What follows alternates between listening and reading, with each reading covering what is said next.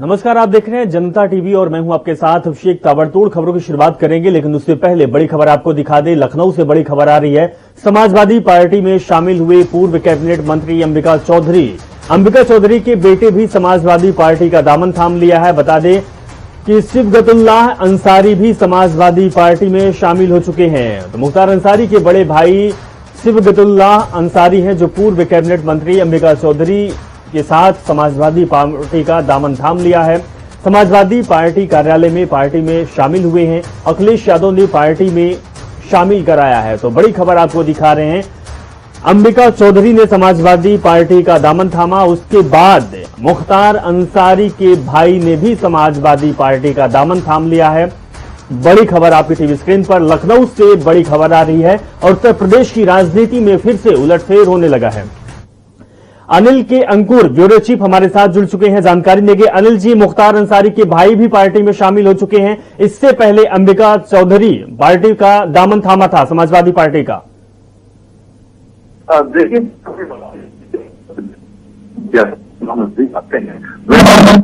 प्रभावशाली लोग या दबंग लोग या वो लोग जिनका अपने क्षेत्र में दबा है, पता है, उनको किसी न किसी रूप में शामिल किया जाता है। यही इसका सिलसिला है, क्योंकि ये मुख्तार अंसारी के बड़े भाई हैं और इनका जो क्षेत्र पूर्वांचल में कम से कम 10 जिले ऐसे हैं जहाँ अंसारी बंधुओं का प्रभाव माना जाता है। और ये पहले भी कर चुके हैं।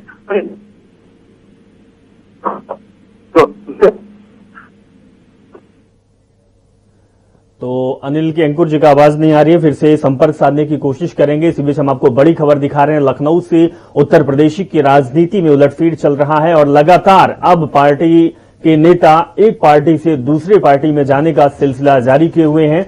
और सबसे बड़ी खबर यही है और बड़ी बात यही है कि अब मुख्तार अंसारी के भाई अखिलेश यादव के साथ आ चुके हैं, समाजवादी पार्टी का दामन थाम चुके हैं और साइकिल में अब अंबिका चौधरी के साथ अखिलेश यादव और मुख्तार के भाई सवार हो चुके हैं। तो उत्तर प्रदेश का चुनाव 2022 में है। चुनाव को देखते हुए अब सभी पार्टी अपने अपने नेताओं को जोड़ने में लगे हुए हैं, साथ में दूसरे पार्टी के नेताओं को भी अपनी ओर खींचने में लगे हुए हैं।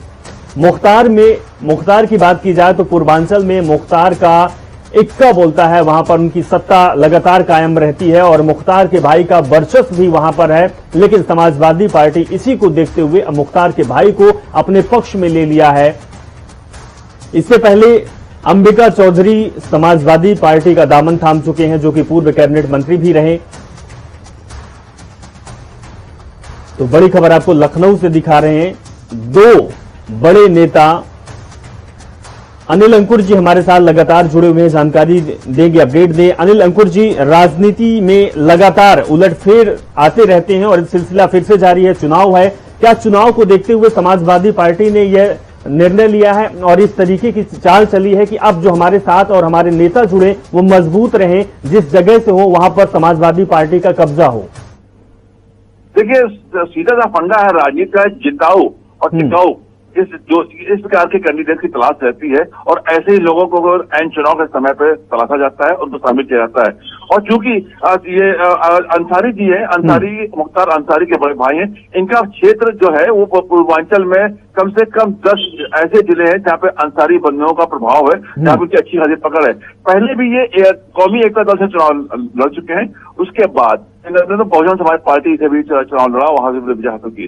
तो इनका एक प्रभाव रहा है, दबदबा रहा है। तो हर दल, चाहे समाजवादी पार्टी हो, चाहे भारतीय जनता पार्टी हो, सभी दल ऐसा करते रहे। तो आज जो इस तरीके से समाजवादी पार्टी में दिखा कि अंबिका चौधरी भी शामिल हुए, फिर समाजवादी पार्टी में बाद में भाजपा चले गए, फिर लौट के सभा में आ गए।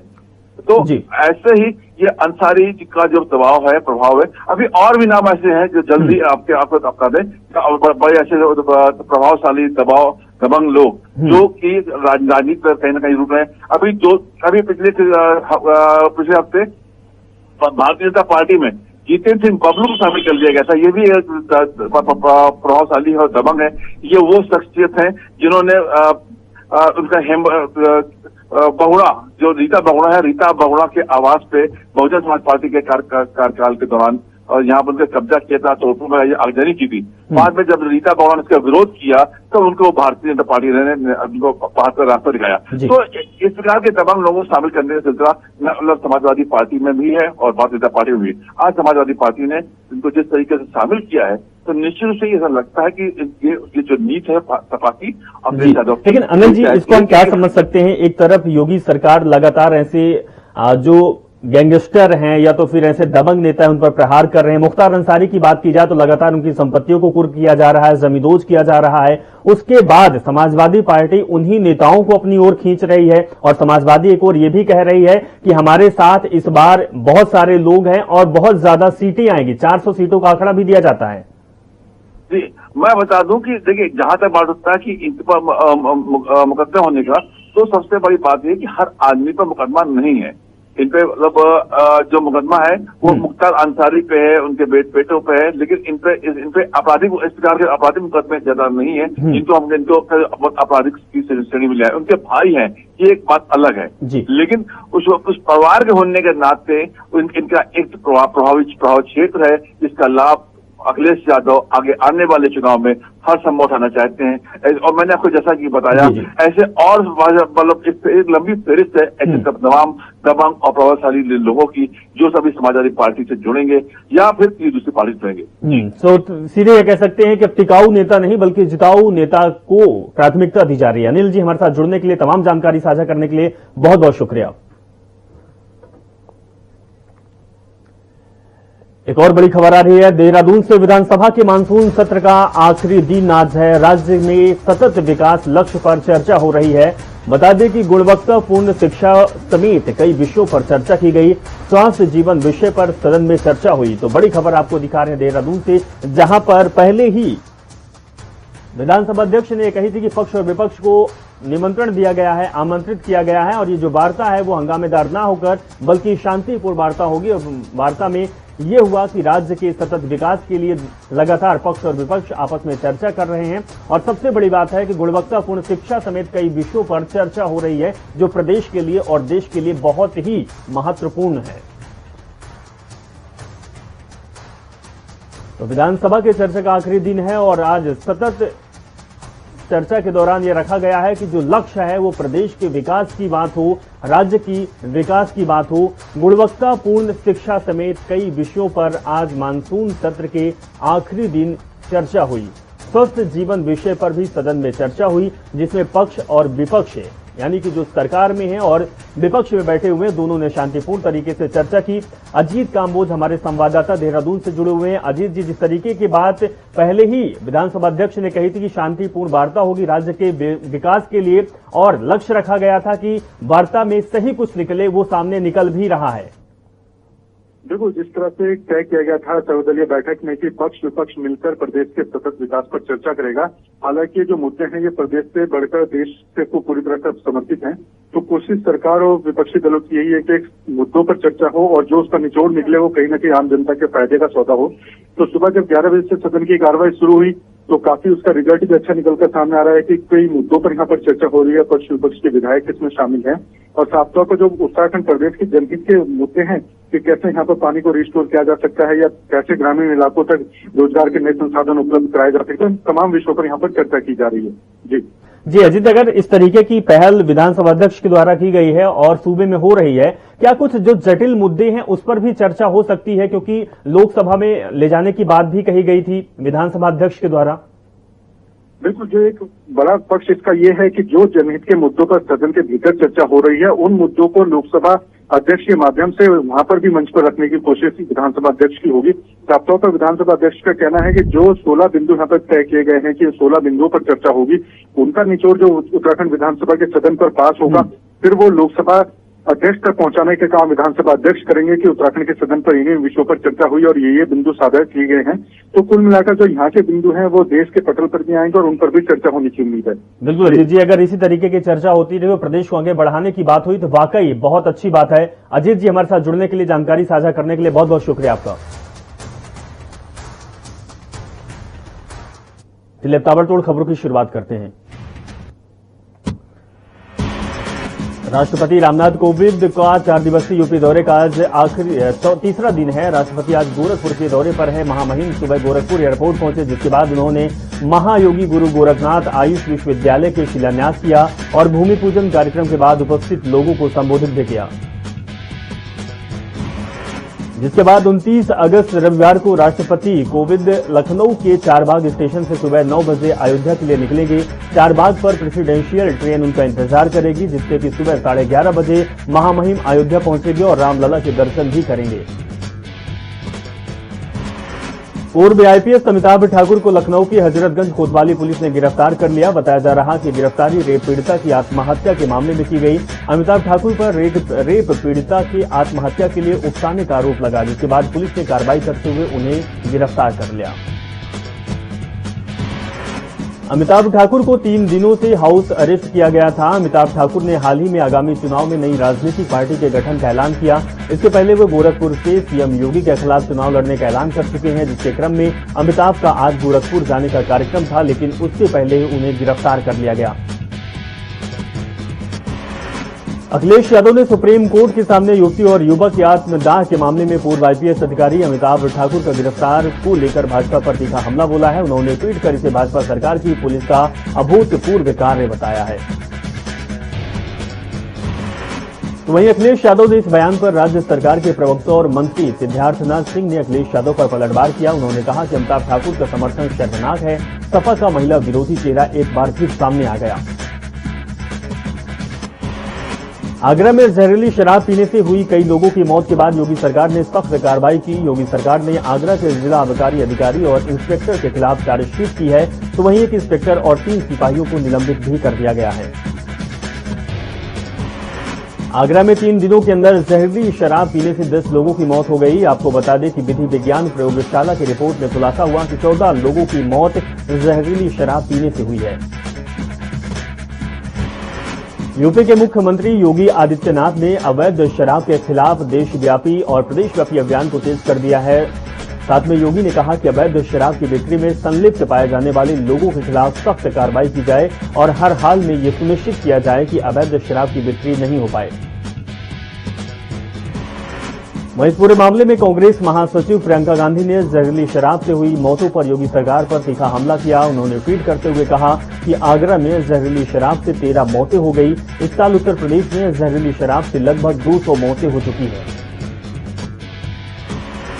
साथ ही प्रियंका गांधी ने अपने ट्वीट में लिखा है कि उत्तर प्रदेश में शराब माफिया जहरीली शराब का खुलेआम धंधा कर रहे हैं, पत्रकारों और पुलिस पर हमला बोल रहे हैं, लेकिन कोई कार्रवाई नहीं की जा रही। आखिर शराब माफियाओं पर भाजपा सरकार मेहरबान क्यों है? प्रदेश भाजपा 31 अगस्त को राज्य में पार्टी के 1918 मंडलों में श्रद्धांजलि सभा का आयोजन कर स्वर्गीय पूर्व मुख्यमंत्री कल्याण सिंह को श्रद्धांजलि देगी। प्रदेश अध्यक्ष स्वतंत्र देव सिंह ने बताया है कि इस दिन राजधानी लखनऊ में भी श्रद्धांजलि सभा का आयोजन किया जाएगा। अग्रहरी समाज के 20वीं कार्यकारिणी की बैठक में सरकार ने ओबीसी में शामिल करने की मांग करते हुए मां विंध्यवासिनी की धरती से हुंकार भरी। अग्रहरी समाज उसी पार्टी को आगामी विधानसभा के चुनाव में वोट करेगा जिसमें भागीदारी मिलेगी। राष्ट्रीय कार्यकारी अध्यक्ष ने कहा कि कई प्रदेशों में हमें ओबीसी में शामिल किया गया है। अगर उत्तर प्रदेश सरकार शामिल नहीं करती है तो हम उसे हराने के लिए काम करेंगे। विंध्याचल के एक गेस्ट हाउस में प्रदेश भर से जुटे समाज के सैकड़ों सदस्य और संगठन के पदाधिकारी इकट्ठा हुए और कई मुद्दों पर चर्चा की। बीते दिन सुबह सपा के अध्यक्ष ओम प्रकाश राजभर एआईएमआईएम प्रमुख असदुद्दीन ओवैसी के बीच मुलाकात की। साथ ही Bhim army chief Azad Samaj party के राष्ट्रीय अध्यक्ष चंद्रशेखर आजाद भी रहे। ये तीनों नेता एक दूसरे से मिले और प्रदेश में होने वाले विधानसभा चुनाव को लेकर चर्चा की।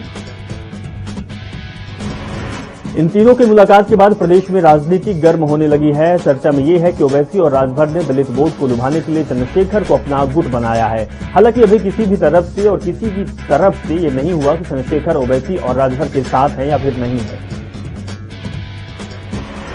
तो वहीं दूसरी तरफ प्रसपा अध्यक्ष शिवपाल यादव और भीम आर्मी चीफ चंद्रशेखर आजाद के बीच मुलाकात हुई। बताया जा रहा है कि इस मुलाकात में दोनों नेताओं के बीच आगामी यूपी विधानसभा चुनाव को लेकर चर्चा की गई।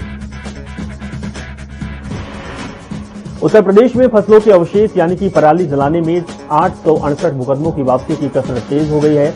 37 जिलों में दर्ज इन मुकदमों में पुलिस ने आरोप पत्र दाखिल कर दिया। अब संबंधित जिलों में डीएम, एएसपी और एसपी से इन मुद्दों की वापसी को लेकर आख्या मांगी गई। साथ ही शासन जल्द मुकदमों की वापसी को लेकर अपने कदम बढ़ाएगा। मुख्यमंत्री योगी आदित्यनाथ ने उत्तर प्रदेश के किसानों के साथ हुई बैठक में पराली जलाने को लेकर हुए सभी मुकदमे वापस लेने की घोषणा की थी।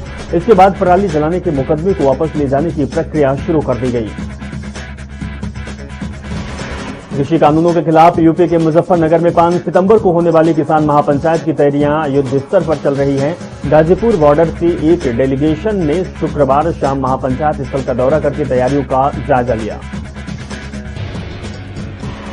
उत्तर प्रदेश के कुल 18 जिलों में कोविड-19 का एक भी मामला सामने नहीं आया। इन जिलों में कोविड केस की संख्या 0 है। वैक्सीनेशन की रफ्तार भी यूपी में बेहद तेज है। अब तक 6,68,43,000 लोगों को कोविड की वैक्सीन लगाई जा चुकी है। यूपी के अलीगढ़, बागपत, बांदा, बिजनौर, एटा, फर्रुखाबाद, फतेहाबाद, गोंडा, हमीरपुर, हरदोई, कानपुर देहात, महोबा, मऊ, मुजफ्फरनगर, रामपुर, संत कबीरनगर, शाहजहांपुर और उन्नाव में कोरोना के एक्टिव मामले 0 रहे। यूपी के 61 जिलों में कोरोना संक्रमण के एक भी नए केस सामने नहीं आए। बता दें कि 24 घंटे में सामने कोई भी केस नहीं आया। केवल 14 जिलों में इकाई अंक में ही मरीज सामने आए। सबसे ज्यादा आबादी वाले राज्य उत्तर प्रदेश में कोरोना संक्रमण के एक्टिव मामलों की संख्या केवल 329 है। कोरोना की दूसरी लहर में अब तक कुल 7,15,00,000 कोविड सैंपल की जांच की जा चुकी है। 24 घंटे में यह 2,32,028 सैंपल की गई। वहीं बीते 24 घंटे में यूपी में कुल 21 नए केस सामने आए। 27 मरीज कोरोना से जीत कर घर पहुंचे। बांदा की जेल में देर रात सीओ के सदर ने सुरक्षा व्यवस्था का जायजा लिया। बांदा जेल में बंद माफिया मुख्तार अंसारी जेल में खुद को असुरक्षित महसूस कर रहा है। मुख्तार जेल में संदिग्ध लोगों की एंट्री और खुद की हत्या होने की आशंका जताई है।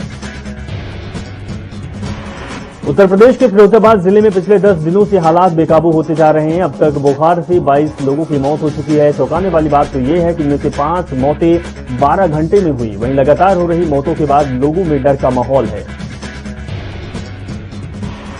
मौके पर जिलाधिकारी चंद्र सिंह पहुंचकर मृतक बच्चों परिजनों से मुलाकात की और उनका हालचाल जाना, जिसके बाद उन्होंने मौके पर तमाम नगर निगम से लेकर स्वास्थ्य विभाग की टीम को बुलाया और पूरे मामले में सुरक्षा से संबंधित दिशा निर्देश जारी किए।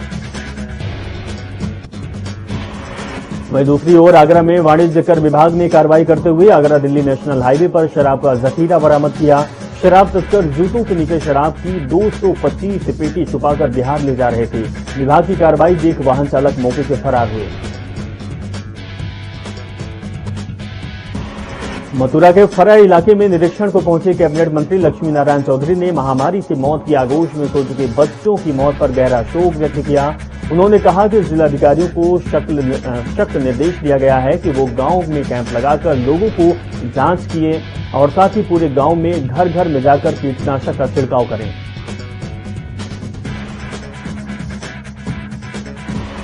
बागपत में एसपी ऑफिस पर महिला ने खुद पर पेट्रोल डाल आत्महत्या करने का प्रयास किया। वहीं बताया जा रहा कि बेटी के दुष्कर्म के बाद आरोपियों पर कार्रवाई न होने से क्षुब्ध महिला ने यह कदम उठाया है। प्रतापगढ़ के अफीम कोठी में बैठक के दौरान मुनव्वर राणा के बयान पर कैबिनेट मंत्री मोती सिंह ने पलटवार किया। मोती सिंह ने मुनव्वर राणा तालिबान के बयान पर पलटवार करते हुए कहा कि तालिबान का तारीफ करने वाले हिंदुस्तान के हिमायती कभी नहीं हो सकते। संभल के थाना हजरतगंज क्षेत्र में देखते ही देखते बिजली घर आग के गोले में तब्दील हो गया। बिजली घर में 220 केवी का ट्रांसफार्मर जलकर राख हो गया, जिससे कि बिजली विभाग का लाखों का नुकसान हो गया। वहीं जलते हुए बिजली घर का वीडियो सोशल मीडिया पर जमकर वायरल हो रहा है। कुशीनगर में बड़ी गंडक नदी के जलस्तर में भारी बढ़ोतरी हुई, जिससे कि खड्डा तहसील में करीब 1 दर्जन गांव बाढ़ की चपेट में आ गए। वाल्मीकि नगर बैराज पर बड़ी गंडक नदी का डिस्चार्ज 4.04 लाख क्यूसेक तक पहुंच गया। बिजनौर के नूरपुर थाना क्षेत्र में शराब के नशे में ट्रांसफार्मर पर चढ़ा युवक बिजली की चपेट में आकर बुरी तरह झुलस गया। वहीं सूचना मिलते ही मौके पर पहुंचे पुलिस ने युवक को गंभीर हालत में इलाज के लिए जिला अस्पताल में भर्ती करवाया। फर्रुखाबाद के कंपिल थाना क्षेत्र में भाजपा के मंडल अध्यक्ष से करीब 1 दर्जन परिवार गांव से पलायन करने को मजबूर है। गांव के लोगों ने थानाध्यक्ष समेत पुलिसकर्मियों पर भी भाजपा मंडल अध्यक्ष की मिलीभगत के उत्पीड़न का आरोप लगाया है। प्रतापगढ़ के नगर कोतवाली क्षेत्र में जमीनी विवाद के कारण दबंगों ने घर में घुसकर मां और बेटे की जमकर पिटाई कर दी, जिसका वीडियो सोशल मीडिया पर वायरल हो रहा है। वहीं थाने में शिकायत देकर वापस आते समय इससे नाराज होकर दबंगों ने फिर हमला कर दिया, जिसकी सूचना मिलते ही मौके पर पहुंची पुलिस ने युवक को हिरासत में लिया। बिजनौर के नूरपुर थाना क्षेत्र में मामूली घरेलू विवाद में पति ने पत्नी की गोली मारकर हत्या कर दी। सूचना मिलते ही मौके पर पहुंची पुलिस ने पति को तमंचे के साथ हिरासत में लिया और मृतक के शव को पोस्टमार्टम के लिए भेज दिया। संभल में परिवहन विभाग ने टैक्स का बकाया भुगतान नहीं करने वालों को नोटिस जारी कर रहा है। साथ ही समय से बकाया भुगतान नहीं करने पर उनकी आरसी जारी की जाएगी और चालान काटने की कार्रवाई भी की जाएगी। कौशाम्बी में संयुक्त जिला अस्पताल के एसएनसीयू वार्ड में जिंदा जलकर मरे नवजात बच्चे के अस्पताल के किसी भी दोषी कर्मचारी और डॉक्टर पर कार्रवाई नहीं की गई। वहीं जांच के नाम पर अधिकारी और स्वास्थ्य महकमा केवल लीपापोती कर रहा है। रामपुर के जिला जेल में कौशल विकास कार्यक्रम के अंतर्गत 2 दर्जन से अधिक बंदियों और कैदियों को इलेक्ट्रॉनिक उपकरणों में कार्य को लेकर प्रशिक्षण दिया गया। अब इसी क्रम में जेल प्रशासन ने सराहनीय प्रयासों के चलते दर्जन भर कैदी पूरी मेहनत और लगन के साथ घरों में इस्तेमाल होने वाले एलईडी बल्बों को बनाने में जुट गए हैं। मथुरा में श्री कृष्ण जन्माष्टमी त्योहार को लेकर व्यापक तैयारियां की जा रही। पुलिस प्रशासन की ओर से तैयारियां भी हुई। इसी श्रृंखला में एडीजी राजीव कृष्ण ने श्री कृष्ण जन्मस्थल की सुरक्षा व्यवस्था का निरीक्षण करने के लिए अधिकारियों को आवश्यक दिशा निर्देश जारी किए। प्रतापगढ़ में पुलिस अधीक्षक ने 8 महीने पहले सराफ अहमद की हत्या को लूट के मामले में पीड़ित के परिवार से मुलाकात कर उन्हें घटना के शीघ्र खुलासे का भरोसा दिया। पुलिस अधीक्षक सतपाल अंतिल ने कहा कि घटना के खुलासे को लेकर एक टीम का गठन किया गया है। सिद्धार्थनगर में वन विभाग की टीम को एक बड़ी सफलता हाथ लगी। वन विभाग ने 4 लाख अवैध शीशम की लकड़ी को पकड़ा है। ये लकड़ी सिद्धार्थनगर महाराजगंज के बॉर्डर से ट्रक के जरिए बरेली ले जा रही थी। गाजीपुर के भावरकोल थाना क्षेत्र के पखनपुरा गांव में बाल काटने के नंबर को लेकर नाई से 2 शख्स पेट में कैंची से वार कर दिया, जिसके चलते एक शख्स की मौके पर मौत हो गई, जबकि दूसरा गंभीर रूप से घायल है, जिसे उपचार के लिए अस्पताल में भर्ती किया गया। बुलंदशहर के सिकंदराबाद मार्ग स्थित बिजली घर के पास ट्रैक्टर ट्रॉली से टकराने के बाद शॉर्ट सर्किट की वैगनार कार में भीषण आग लग गई, जिसके बाद आग लगते ही कार के अंदर बैठी सवारियों ने कूदकर अपनी जान बचाई। फर्रुखाबाद के कायमगंज थाना क्षेत्र में पंखे का प्लग लगाते समय महिला करंट में बुरी तरह झुलस गई और बेहोश होकर कमरे में गिर गई, जिसके बाद परिजनों ने गंभीर हालत में महिला को इलाज के लिए अस्पताल में भर्ती करवाया। गाजीपुर के भावरकोल थाना क्षेत्र के शाहपुर में छेड़खानी कर रहे एक युवक की ग्रामीणों ने जमकर पिटाई कर दी, जिसके बाद ग्रामीणों ने युवक को पुलिस के हवाले कर दिया। वहीं छेड़खानी के आरोप में युवक की पिटाई का वीडियो सोशल मीडिया पर वायरल हो रहा है। ताबड़तोड़ खबरों में बस इतना ही। आप देखते रहिए जनता टीवी। नमस्कार।